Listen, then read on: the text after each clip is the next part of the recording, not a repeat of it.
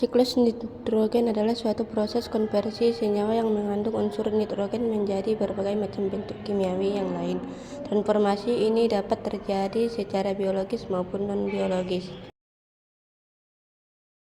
Isi atmosfer bumi sebagian besar adalah N2O2 Ar dan CO2, Na2 gas nitrogen, O2 gas oksigen, Ar argon, CO2 karbon dioksida.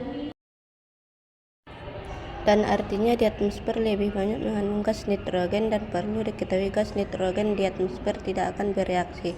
Oleh sebab itu, untuk memperdayakan gas nitrogen yang melimpah di alam, maka ada yang disebut dengan siklus nitrogen.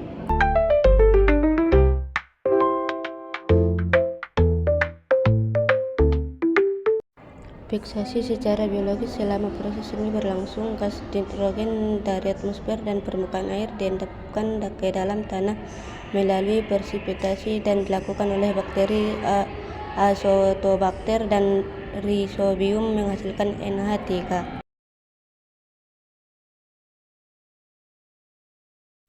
Amonifikasi. Ketika hewan dan tumbuhan mati akan mengalami dekomposisi oleh bakteri dan fungsi sebagai dekomposer yang akan menghasilkan bahan-bahan organik dan akan diproses dari nitrogen organik menjadi amonium NH14 yang bisa terurai menjadi NH3.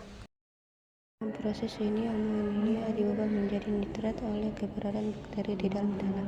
Nitrat terbentuk melalui oksidasi amonia dengan bantuan bakteri nitrosomonas. Kemudian nitrat yang dihasilkan diubah menjadi nitrat oleh nitrobakter. Konversi ini sangat penting karena gas bersifat racun bagi tanaman. Asimilasi. Tumbuhan menyerap senyawa nitrogen dari tanah melalui akarnya. Senyawa ini tersedia dalam bentuk amonia, ion nitrat, atau ion amonium, dan digunakan pembentukan protein nabati dan hewan. Dengan demikian, senyawa ini memasuki jaring hewan makanan ketika konsumen primer memakan tumbuhan. Denitrifikasi adalah proses di mana senyawa nitrogen kembali ke atmosfer dengan mengubah nitrat NO2 menjadi nitrogen gas N2. Proses siklus nitrogen ini merupakan tahap akhir dan terjadi tanpa oksigen.